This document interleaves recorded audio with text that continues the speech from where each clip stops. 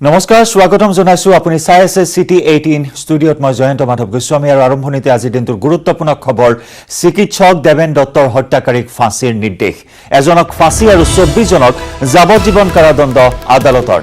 মূল অভিযুক্ত সঞ্জয় ৰাজৱাৰক ফাঁসিৰ নিৰ্দেশ যোৰহাট জিলা আৰু সত্ৰ ন্যায়াধীশৰ আদালতৰ এক ঐতিহাসিক ৰায়দান চিকিৎসক দেবেন দত্তৰ হত্যাত অভিযুক্ত হৈছিল 25 জন 2019 চনৰ 31 আগষ্টত সংঘটিত হৈছিল এই নাৰকীয় বৰ্বৰ ঘটনা অৱশেষত ন্যায় লাভ কৰিলে চিকিৎসক দেবেন দত্তৰ পৰিয়ালে হত্যাকাৰীক ফাঁসিৰ নিৰ্দেশ দিয়া হয় এক ঐতিহাসিক ৰায়দান এজনক ফাঁসি আৰু 24 জনক যাৱজ্জীৱন কাৰাদণ্ডৰে দণ্ডিত কৰিলে আদালতে মূল অভিযুক্ত সঞ্জয় ৰাজৱাৰক ফাঁসিৰ নিৰ্দেশ যোৰহাট জিলা আৰু সত্ৰ ন্যায়াধীশৰ আদালতৰ এই ঐতিহাসিক ৰায়দান চিকিৎসক দেবেন দত্তৰ হত্যাত অভিযুক্ত হৈছিল 25 জন দোষী সাব্যস্ত হৈছিল 25 জন আৰু ইয়াৰে এজনক ফাঁসি নিৰ্দেশ আৰু লগতে 24 জনক যাৱজ্জীৱন কাৰাদণ্ডৰে দণ্ডিত কৰা হয় 2019 চনৰ 31 আগষ্টত সংঘটিত হৈছিল নাৰকীয় ঘটনা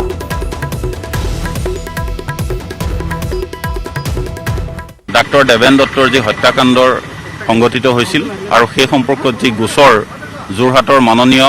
জিলা আৰু সত্ৰ ন্যায়াধীশৰ আদালতত চলি আছিল সেই গোচৰত আজি মাননীয় আদালতে যিসকল ব্যক্তিক দোষী পাইছিল তেওঁলোকক সেন্টেন্স আজি ঘোষণা কৰিছে ইয়াৰ ভিতৰত মুঠ 25 জন দোষী ব্যক্তিৰ ভিতৰত এজন সঞ্জয় ৰাজৱাৰ তেখেতৰ বয়স 21 বছৰ তেখেতক মৃত্যুদণ্ডৰ আদেশ জাৰি কৰিছে আৰু বাকি 24 জন আসামিক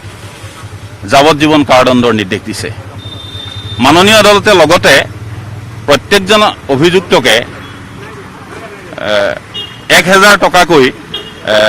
জৰিমনা দিবৰ কাৰণে নিৰ্দেশ দিছে আৰু তাৰ ব্যতিৰেকে 1 মাহৰ কাৰাদণ্ডৰ নিৰ্দেশ দিছে যোৱা বছৰ 31 আগষ্টত এই ঘটনাটো সংঘটিত হৈছিল টিয়ক চাহ বাগিচাত আৰু তাৰ পিছত আৰক্ষীয়ে 22 দিনৰ ভিতৰতে তদন্ত সম্পূৰ্ণ কৰি মুঠ 602 পৃষ্ঠাৰ অভিযোগ পত্ৰ দাখিল কৰিছিল আৰু এই অভিযোগ পত্ৰত আৰক্ষীয়ে মুঠ 60 জন ব্যক্তিৰ সাক্ষ্য গ্ৰহণ কৰিছিল আৰু সেই 60 জনৰ ভিতৰৰ সৰ্বমুঠ 56 জন ব্যক্তিৰ সাক্ষ্য আদালতে গ্ৰহণ কৰিছিল আৰু আজি তাৰ ৰায়দান সম্পূৰ্ণ কৰিলে গোটেই ভাৰতবাসীয়ে অসমবাসীয়ে যি বিচাৰিছে গোটেই ৱৰ্ল্ড মেডিকেল এছ'চিয়েশ্যনৰ মোদীজীলে যি চিঠি লিখিছে তাৰ ফলস্বৰূপে আজি যোৰহাটৰ সত্ৰ ন্যায়াধীশ মাননীয় ৰবীন ফুকন ডাঙৰীয়া সত্ৰ ন্যায়াধীশ আদালতে যি ৰায় দিছে এইটো অবিস্মৰণীয় ৰায় এই ৰায়ে চিকিৎসকসকলৰ কাৰণে এটা অস্ত্ৰৰূপে থিয় হৈ ৰ'ব অস্ত্ৰ হিচাপে আৰু গোটেই অসমবাণীলে এটা শান্তি বাণী মেছেজ পঠিয়াই দিছে গতিকে তাত অত্যন্ত দুখ অত্যন্ত সুখী লগতে মোৰ স্বামীৰ ওপৰত চাই আছে আকৌ এনেকৈ আৰু কোন হত্যাকাৰীয়ে কোনো ইন'চেণ্ট মানুহক এনেকৈ হত্যা কৰি সাৰি যাব নোৱাৰে গতিকে এইটো ইয়াৰ পৰাই শিক্ষা লওক তদন্ত প্ৰক্ৰিয়া অতি ক্ষিপ্ৰতাৰে গোটেই আমাৰ ডিআইজি আমাৰ নিম্বলকাৰ চন্দ্ৰকান্তই এখেতলোক আমাৰ OC প্লাছ গোটেইখিনি প্ৰশাসনিক বিষয়া নৰ্থ ইষ্টৰ গোটেই প্ৰশাসনিক বিষয়াসকল এই কেছটো মানে ৰায় বিচাৰিছিলে সকলোৱে অসমবাসীটো সকলোৱে প্ৰশাসনিক বিষয়াসকলো সকলোৱে গতিকে এই ৰায় আজি মই ভাবিছোঁ শান্তিৰ ৰায় অন্তৰৰ পৰা ধন্যবাদ জ্ঞাপন কৰিছোঁ মাননীয় ৰবীন ফুকন ডাঙৰীয়া দেৱে যিটো আজি দৃষ্টান্তমূলক এটা গণপ্ৰহাৰৰ ক্ষেত্ৰত বিশেষকৈ আজিলৈকে মই ভাবোঁ গণপ্ৰহাৰৰ ক্ষেত্ৰত আজিলৈকে এইটো হোৱা নাই প্ৰথম এইটো চাগে মানে ফাঁচি দিয়াৰ প্ৰথম হুকুম দিছে চাগে গণপ্ৰহাৰত চৰকাৰকো ধন্যবাদ সকলোকে ধন্যবাদ চবকে পুনৰ ক্ষমতা দখলৰ লক্ষ্যৰে নিৰ্বাচনলৈ তৎপৰ হৈছে গেৰুৱা দল বিজেপি নৱেম্বৰত বিজেপিয়ে অনুষ্ঠিত কৰিব 31,600খন বৈঠক বিজেপিয়ে নৱেম্বৰ মাহটোক নাম দিছে ভাইব্ৰেণ্ট বিজেপি মাহ ধেমাজিত হ'ব বিজেপিৰ OBC মৰ্চাৰ বৈঠক 400 মণ্ডপত হ'ব বিশেষ বৈঠক 28,000 বুথত বৈঠক হোৱাৰ লগতে সৰ্বমুঠ 31,600খন বিশেষ বৈঠক হ'ব বিজেপিৰ ইতিমধ্যে উজনি অসমত ৰণসিঙা বজোৱা বিজেপিয়ে সংখ্যালঘু ভোটাৰৰ ভোট আহৰণৰ বাবে 20খন সংখ্যালঘু সন্মিলন আয়োজনৰো কৰিছে যোজা আৰু নৱেম্বৰ মাহটো আমাৰ কাৰণে ভাইব্ৰেণ্ট বিজেপিৰ মাহ হিচাপে আমি নামকৰণ কৰিছোঁ আৰু এই নৱেম্বৰ মাহৰ যি ভাইব্ৰেণ্ট যি বিজেপিৰ মাহ এই মাহতে আমি জিলা ভিত্তিক আৰু মণ্ডল ভিত্তিক প্ৰশিক্ষণৰ ব্যৱস্থা কৰিছোঁ। নিৰ্বাচনৰ কাৰণে সাজু হোৱাৰ কাৰণে 32শ মিটিঙৰ সভাৰ লগতে 400 মণ্ডলত আমাৰ প্ৰশিক্ষণৰ ব্যৱস্থা থাকিব। অৰ্থাৎ 32ৰ লগত যদি 400 যদি আমি যোগ কৰোঁ তেতিয়াহ'লে আমাৰ 34শ সভা হ'ব আমাৰ নৱেম্বৰ মাহত ভাৰতীয় জনতা পাৰ্টি। আৰু বিগত এই অক্টোবৰ মাহত যিমানবোৰ আমাৰ সভা অনুষ্ঠিত কৰিছোঁ, এই সভা অনুষ্ঠিত কৰাৰ পিছত আমাক অসমৰ ৰাইজে মনৰ কথা জনাইছে যে কংগ্ৰেছ UDF যিমানে মিত্ৰতাৰ কথা নকওক কিয়, যিমানে কমিউনিষ্টৰ লগত লগ নালাগক কিয়, অসমৰ ৰাইজৰ আশীৰ্বাদত পুনৰ ভাৰতীয় জনতা পাৰ্টিৰ নেতৃত্বত চৰকাৰ হ'ব, এইটো নিশ্চিত। 2023 চনত সম্পূৰ্ণ হৈ উঠিব যোগীঘোপাৰ মাল্টি মডেল লজিষ্টিক পাৰ্ক স্থাপনৰ জৰিয়তে অসমত সংস্থাপনৰ নতুন বাট মুকলি হ'ব। লজিষ্টিক পাৰ্কৰ শিলান্যাস কৰি এই মন্তব্য কেন্দ্ৰীয় মন্ত্ৰী নীতিন গাডকাৰীৰ। উন্নয়নৰ কামত গতি বৃদ্ধি কৰিবলৈ মুখ্যমন্ত্ৰী সোণোৱালক আহ্বান গাডকাৰীৰ। ইয়াৰ লগতে ব্ৰহ্মপুত্ৰৰ দুয়ো কাষে ৰাষ্ট্ৰীয় ঘাইপথ নিৰ্মাণৰ বিষয়ে চিন্তা চৰ্চা অব্যাহত আছে। ব্ৰহ্মপুত্ৰৰ ওপৰত যোগীঘোপাত নতুন দলং নিৰ্মাণৰ চিন্তা চৰ্চা চলি আছে বুলি ভাষণত কয় গাডকাৰীয়ে। আনহাতে ৰূপসী বিমানবন্দৰৰ পৰা যোগীঘোপালৈ 4 লেনযুক্ত ঘাইপথ নিৰ্মাণ হ'ব বুলিও ভাষণত মন্তব্য গাডকাৰীৰ। जोगीघोपा शहर के सुरम में पर्वत श्रेणियों से घिरा उत्तर पूर्वी भारत का असम राज्य अनुपम, अद्वितीय और अनूठेपन की मिसाल कायम करते असम राज्य में अनंत ऊंचाइयों को छूती प्रगति। सड़क परिवहन और राजमार्ग मंत्रालय और NHIDCL के प्रगति भरे ऐतिहासिक फैसलों की श्रृंखला में भारतमाला परियोजना के अंतर्गत बनने वाला देश का पहला मल्टी मॉडल लॉजिस्टिक्स पार्क है, जिसकी लागत लगभग 700 करोड़ होगी। जोगीघोपा शहर के नजदीक लगभग 190 एकड़ में फैले इस लॉजिस्टिक पार्क की राष्ट्रीय राजमार्ग 17, 31B, मुख्य रेल मार्ग, जल मार्ग तथा नवनिर्मित रूपसी और गुवाहाटी एयरपोर्ट से सीधी कनेक्टिविटी होगी। पूर्वोत्तर के त्वरित विकास को समर्पित भारत सरकार के इस प्रोजेक्ट से अब असम में अंतर्राष्ट्रीय व्यापार की राह सुगम होगी। असम पूर्वोत्तर भारत का बिजनेस हब बनेगा। 20 लाख से ज्यादा रोजगार और स्वरोजगार का सृजन होगा। MMLP के बनने से सामान की स्टोरेज एवं ढुलाई आसान होगी। साथ ही परिवहन लागत में 10% से अधिक की कमी आएगी। असम का ये मल्टी मॉडल लॉजिस्टिक्स पार्क विश्व स्तरीय सुविधाओं से सुसज्जित होगा। 13 मिलियन मीट्रिक टन तक प्रतिवर्ष कार्गो संचालन की क्षमता होगी। इंटीग्रेटेड कोल्ड चेन में अधिक मात्रा में स्टोरेज की सुविधा होगी। अत्याधुनिक सुरक्षा उपकरणों से लैस होगा। स्थानीय एवं क्षेत्रीय स्तर पर प्रोडक्ट्स की मार्केटिंग करना आसान होगा। Cargo, warehousing, custom, clearance, parking एवं रखरखाव से संबंधित सेवाएं एक ही जगह पर होंगी तथा सभी मौसम के अनुकूल भंडारण की सुविधा उपलब्ध होगी। कंपनियों के कंटेनर्स हेतु सुरक्षित व ज्यादा स्थान उपलब्ध होगा। असम में ऐतिहासिक शुरुआत, रोजगार व व्यापार की नई प्रभात। सुरम में पर्वत ব্যৱসায় বাণিজ্যৰ ক্ষেত্ৰত অসমে উল্লেখযোগ্য ভূমিকা পালন কৰিব পাৰিব। আমাৰ উৎপাদিত সামগ্ৰী, বিশেষকৈ খেতিয়ক ৰাইজৰ উৎপাদিত সামগ্ৰী দেশ বিদেশলৈ ৰপ্তানি কৰিবলৈ সুযোগ পাব আৰু খেতিয়কসকলেও মূৰৰ ঘাম মাটিত পেলাই যি উন্নত মানদণ্ডৰ তেখেতসকলে সামগ্ৰী উৎপাদন কৰে, এই সামগ্ৰীৰ উচিত মূল্য পাব। অতদিনে খেতিয়ক ৰাইজৰ বাবে বজাৰখন সীমাবদ্ধ আছিল। ওচৰৰ বজাৰখন বা ওচৰৰ চহৰখনৰ বাহিৰে তেখেতসকলে আৰু কথা ভাবিব পৰা নাছিল যে তেখেতসকলৰ উৎপাদিত সামগ্ৰী আৰু অধিক দামত কেনেধৰণে বিক্ৰী কৰিব পৰা যায়। কিন্তু এতিয়া অসমৰ খেতিয়কে বিশ্ব বজাৰত আত্মপ্ৰকাশ কৰাৰ এটি সুবৰ্ণ সুযোগ লাভ কৰিলে আৰু এই সুযোগটো প্ৰদান কৰিছে মাননীয় প্ৰধানমন্ত্ৰী নৰেন্দ্ৰ মোদী ডাঙৰীয়া। এই কথা আমি স্বীকাৰ কৰিবই লাগিব। 3 মাহৰ ভিতৰত আৰম্ভ হ'ব ধুবুৰী ফুলবাৰী দলঙৰ কাম। অসমত 10খন নতুন উৰণীয়া সেতু নিৰ্মাণ কৰা হ'ব। ৰাজ্য চৰকাৰে মাটি অধিগ্ৰহণ শীঘ্ৰেই সম্পন্ন কৰিলে অহা বছৰে আৰম্ভ হ'ব উৰণীয়া সেতুৰ নিৰ্মাণ 2021 চনৰ বাবে কেন্দ্ৰৰ পৰা CRFৰ অধীনত 610 কোটি টকা আবণ্টন দিয়া হৈছে 3 মাহৰ ভিতৰত আৰম্ভ হ'ব ধুপুৰী ফুলবাৰী দলঙৰ কাম অসমত 10খন নতুন উৰণীয়া সেতু নিৰ্মাণ কৰা হ'ব ৰাজ্য চৰকাৰে মাটি অধিগ্ৰহণ শীঘ্ৰেই সম্পন্ন কৰিলে অহা বছৰে আৰম্ভ হ'ব উৰণীয়া সেতুৰ নিৰ্মাণ কাৰ্য 2021 চনৰ বাবে কেন্দ্ৰৰ পৰা CRFৰ অধীনত 610 কোটি টকাৰ আবণ্টন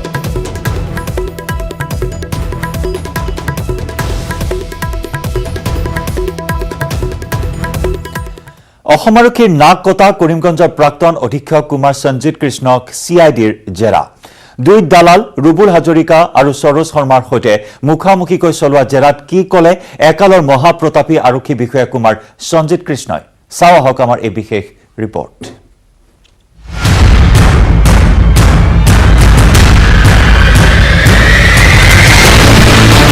CIDৰ জেৰাত মুখ খুলিছে কুমাৰ সঞ্জিত কৃষ্ণই জুলাইতে প্ৰশ্নকাকত বিক্ৰীৰ চুক্তি কৰিছিল সঞ্জিতে 1 কোটি টকা দিবন আৰু ৰুবুলৰ সৈতে হৈছিল চুক্তি 18 ছেপ্টেম্বৰত ৰুবুলৰ পৰা লৈছিল 40 লাখ টকা দুই দালাল ৰুবুল হাজৰিকা আৰু সৰোজ শৰ্মাৰ সৈতে মুখামুখিকৈ বহুৱাই চলোৱা জেৰাত মুখ খুলিছে সৌখিদিনালৈকে কৰিমগঞ্জৰ মহাপ্ৰতাপী আৰক্ষী অধীক্ষক কুমাৰ সঞ্জিত কৃষ্ণই জুলাই মাহতে দিবন ডেকা আৰু ৰুবুল হাজৰিকাৰ সৈতে 1 কোটি টকাৰ বিনিময়ত প্ৰশ্নকাকত বিক্ৰীৰ চুক্তি কৰিছিল কুমাৰ সঞ্জিত কৃষ্ণই 18 ছেপ্টেম্বৰত চুক্তি অনুসৰি দালাল ৰুবুল হাজৰিকাই আৰক্ষী অধীক্ষকজনক আগধন হিচাপে দিছিল 40 লাখ টকা সেইদিনাই সঞ্জিত কৃষ্ণই মোবাইলত প্ৰশ্নকাকতৰ ফটো ল'বলৈ সুবিধা কৰি দিছিল ৰুবুল হাজৰিকাক কৰিমগঞ্জ আৰক্ষী অধীক্ষকৰ বাসভৱনতে হৈছিল এই লেনদেন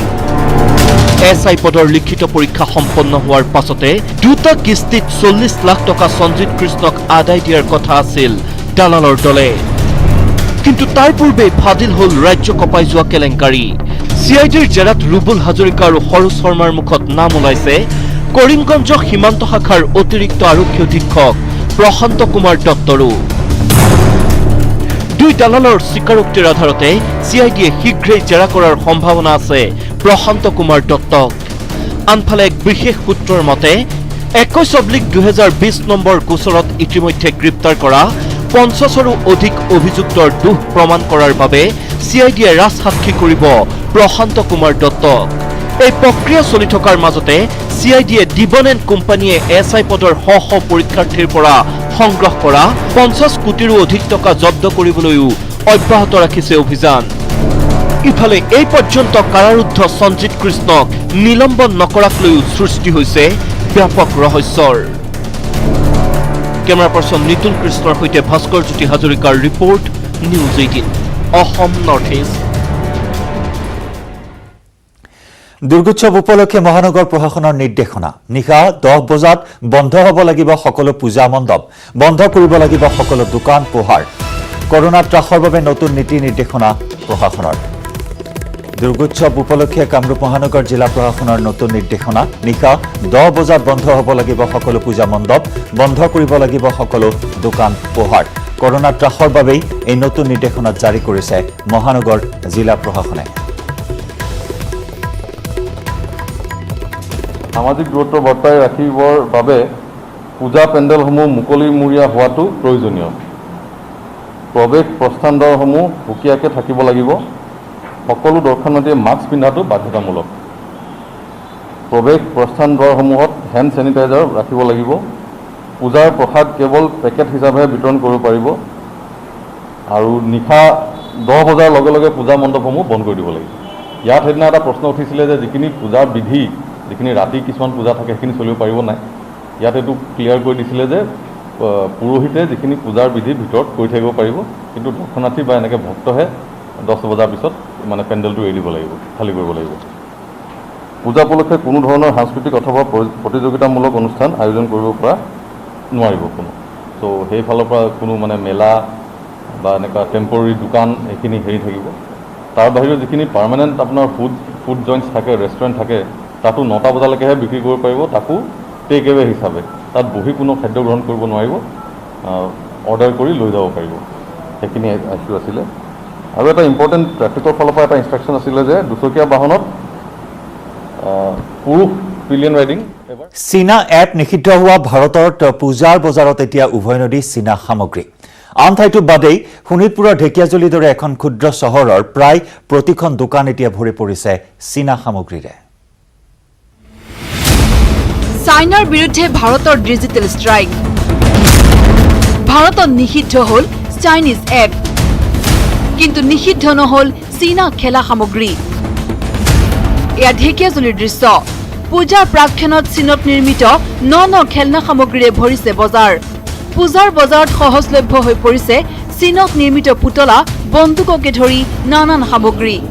ৰাজ্যৰ বিভিন্ন ঠাইসমূহৰ দৰেই শোণিতপুৰ জিলাৰ ঢেকিয়াজুলি নগৰৰ ব্যৱসায়ী প্ৰতিষ্ঠানত শাৰদীয় উৎসৱৰ বতৰত ব্যৱসায় কৰিবলৈ মজুত কৰা দেখা গৈছে এইসমূহ চাইনিজ খেলনা সামগ্ৰী এনে সামগ্ৰীয়ে বজাৰ দখল কৰাত থলুৱাভাৱে উৎপাদিত সামগ্ৰীৰ উদ্যোগসমূহলৈ এক প্ৰকাৰ বিপদ কঢ়িয়াইছে চীনা সামগ্ৰীয়ে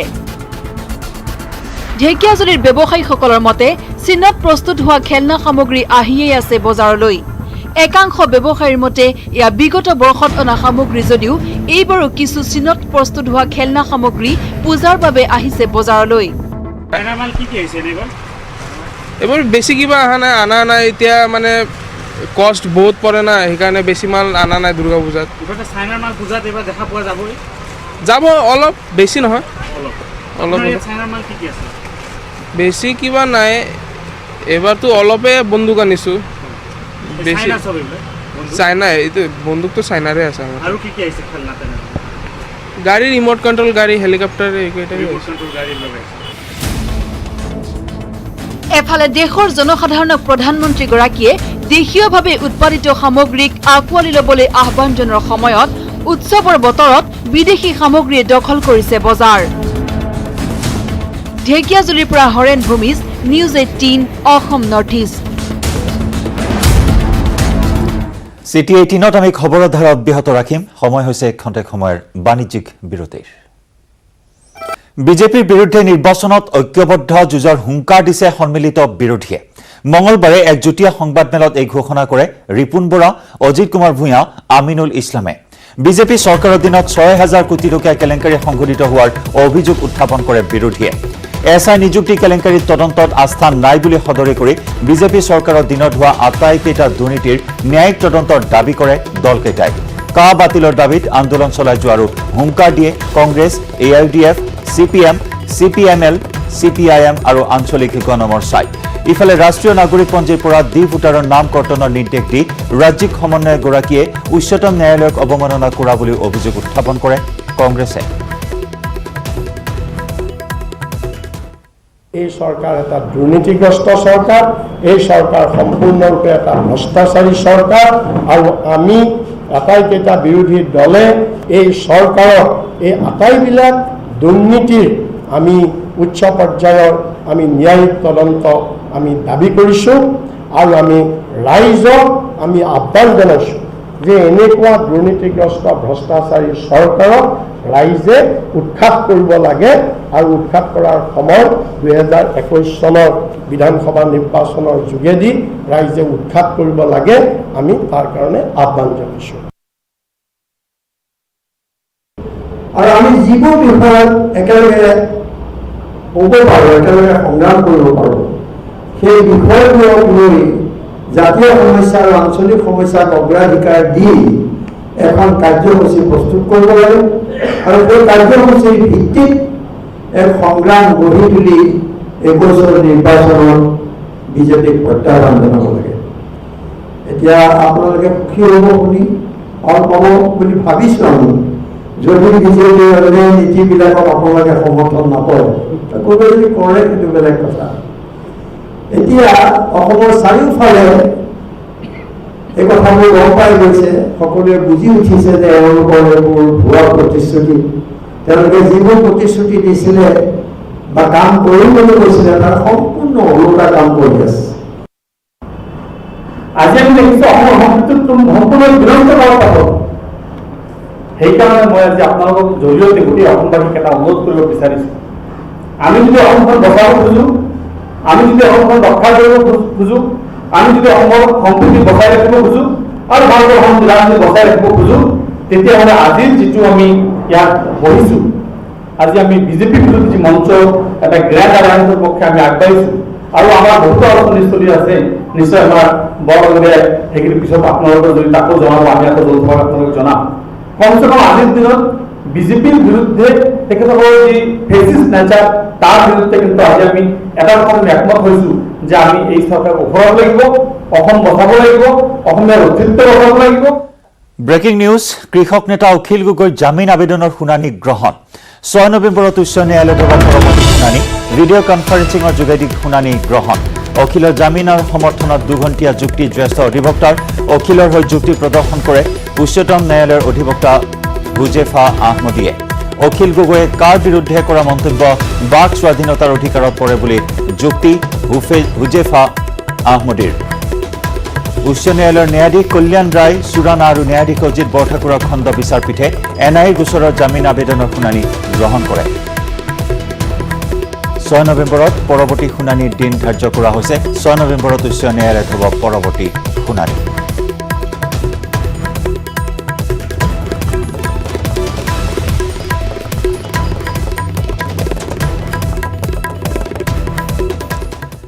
আলফাৰ পৰা বহিষ্কৃত জিতেন দত্তৰ নামত ধন দাবী। পল্টন বজাৰ আৰক্ষীৰ জালত পৰিছে দুই ভুৱা আলফা। ধৃত দুজনৰ নাম হৈছে ৰাজু দাস আৰু প্ৰণৱ ভূঞা। মহানগৰীৰ বহুকেইজন ব্যৱসায়ীলৈ ধন দাবী পত্ৰ প্ৰেৰণ কৰিছিল। বহুকেইখন ধন দাবী পত্ৰ ইতিমধ্যে জব্দ কৰিছে আৰক্ষীয়ে। পল্টন বজাৰৰ হোটেল অতিথিৰ পৰা 1 লাখ টকা দাবী কৰিছিল এই 2 ভুৱা আলফাই।